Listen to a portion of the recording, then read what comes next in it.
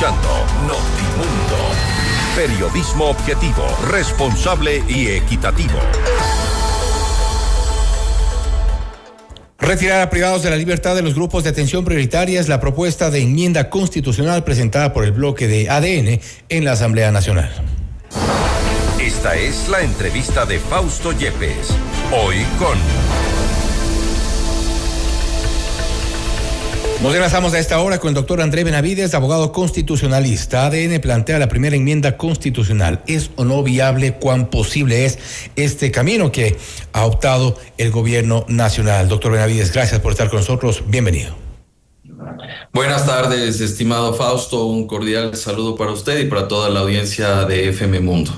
Parece que el camino del gobierno en este caso será definitivamente la Asamblea Nacional, dado que la consulta popular o la vía de la consulta popular no es de momento la políticamente rentable para el Ejecutivo. Pero ¿qué tan posible o cuáles son los caminos en este planteamiento que se ha hecho hoy ya desde el Legislativo?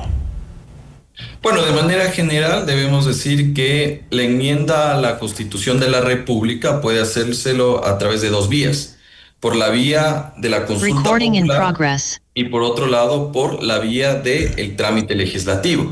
Entenderíamos que no se va a hacer por la vía de consulta popular debido a los resultados del 16 de noviembre. Eso es obvio. Claro.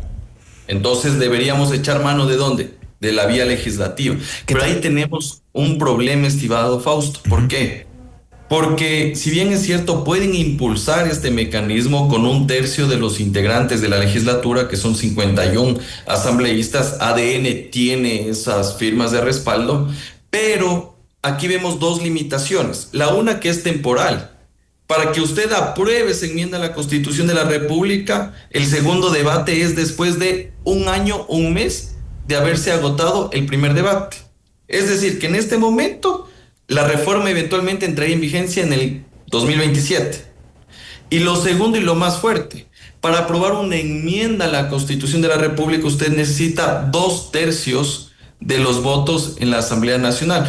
Cuestión que en este momento ADN y sus aliados no tienen. Entonces van a tener que evidentemente conversar con el correísmo, con otras bancadas legislativas, etcétera. Eso es lo formal.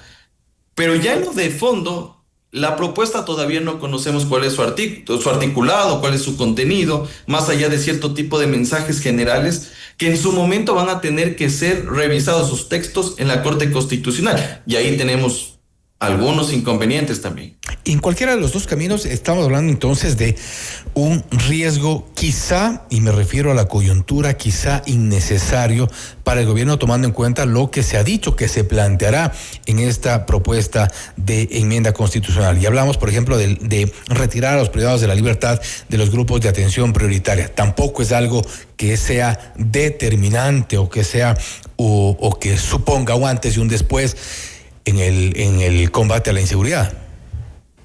Mira, Fausto, uno de los problemas graves que se dieron en las últimas semanas y meses entre Ejecutivo, Asamblea y Corte Constitucional era porque no se lee las sentencias y dictámenes de la Corte Constitucional.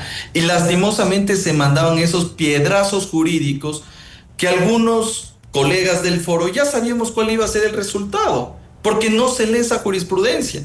Y en ese sentido, por ejemplo, estimado Fausto, tú también que eres colega, sabes que la Corte Constitucional el 21 de noviembre del 2024, mediante dictamen 8-24-RC/24, dijo que la vía de reforma parcial, imagínate, un camino más gravoso, no era la vía, ¿para qué? Para sacar a los PPLs, personas privadas de libertad, como un grupo de atención prioritaria. Si la Corte Constitucional ya te dijo que por vía de reforma parcial no hay cómo, peor aún va a ser por enmienda.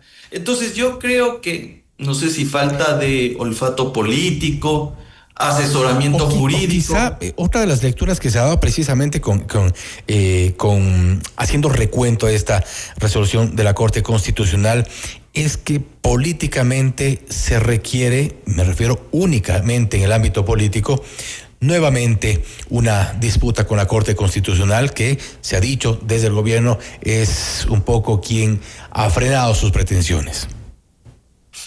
Eso por un lado. Entonces, claro, ahí tú tienes dos problemas que ya lo señalamos en el de forma, pero también en el fondo. En el fondo tú ya tienes un dictamen previo de la Corte y que ya sabes que la Corte Constitucional, el momento que le golpees la puerta con esta enmienda, te va a cerrar la puerta en la cara, porque ya existe un pronunciamiento previo de la magistratura. Entonces, claro, si ya no la analizamos políticamente, ya después, como diríamos, el debate postelectoral o lo que puede resultar del 16 de noviembre, bueno, entenderíamos que nuevamente incurrimos en este enemigo llamado Corte Constitucional.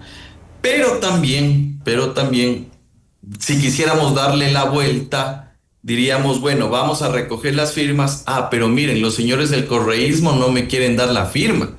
Entonces ellos están con los delincuentes y por la falta de firmas ya no se presentó esto por culpa de ellos. Entonces capaz el relato va más bien por ese lado y culpar a los otros por no presentar esa reforma. Porque es lo que va a pasar.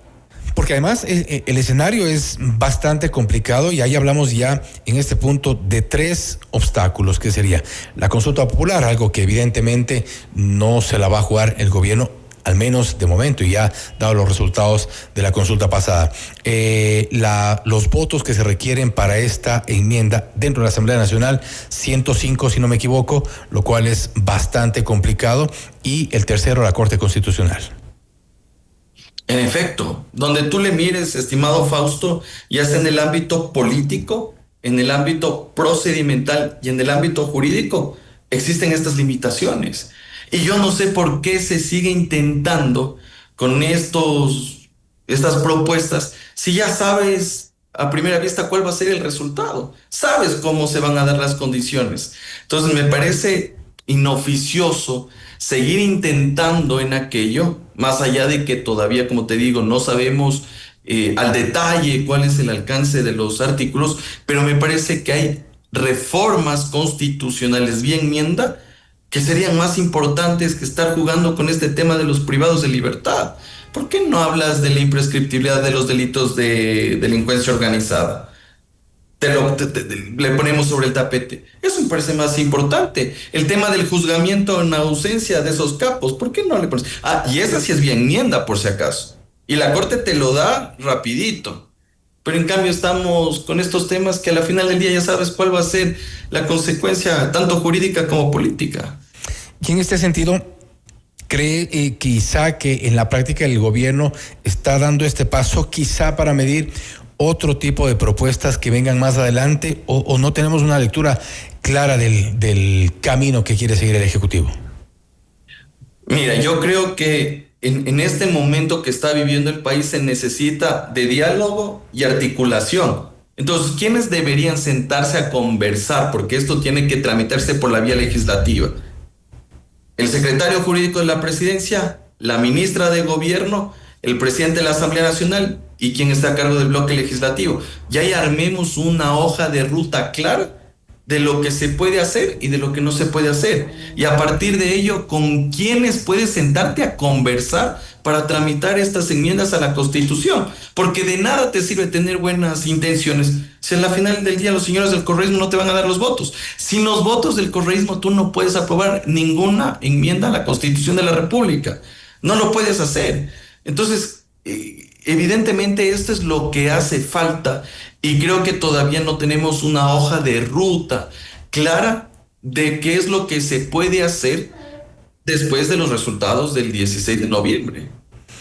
Ahora bien, ya en este propósito, ¿cuáles son las herramientas que puede tener más a mano el gobierno si es que hablamos de cambios necesarios en la Constitución, si es que hablamos de cambios incluso normativos, de los cuales se ha discutido mucho, pero se ha plasmado muy poco en estos 2 años de gobierno? Me refiero a las leyes, las que, bueno, ya fallaron en la Corte Constitucional por obvias razones, pero ¿cuáles son las herramientas que tiene realmente el gobierno en la práctica y algo que podría eventualmente concretarse?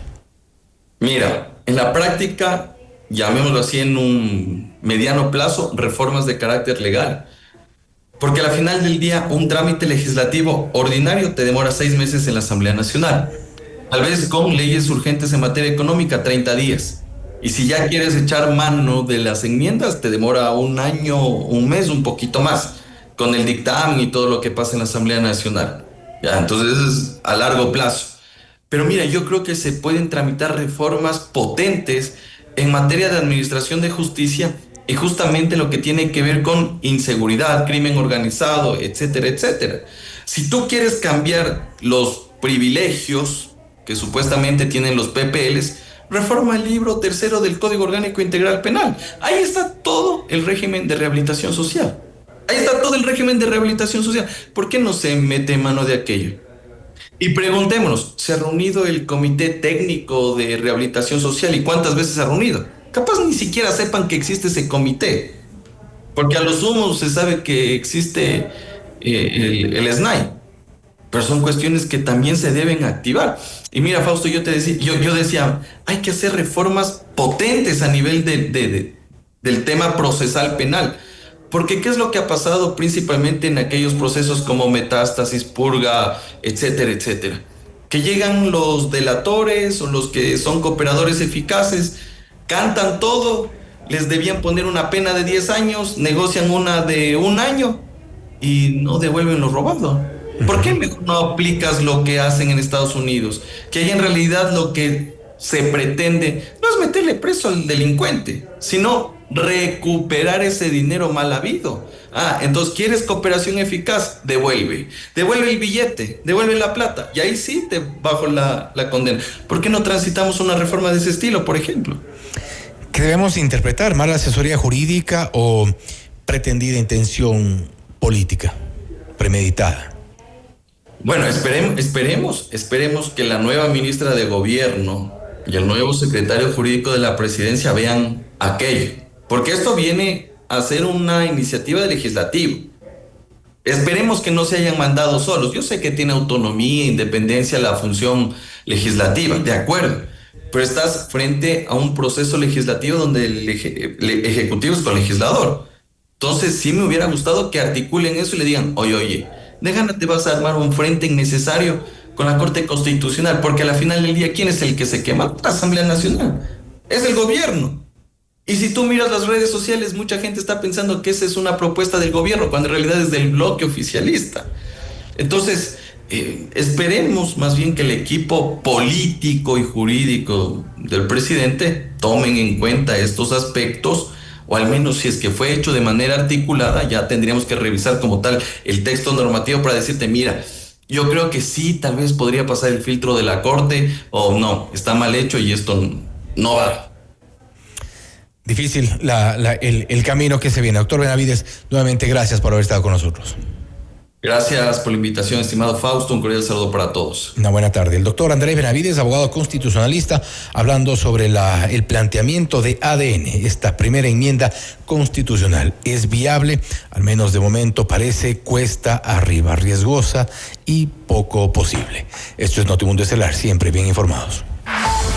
Usted está escuchando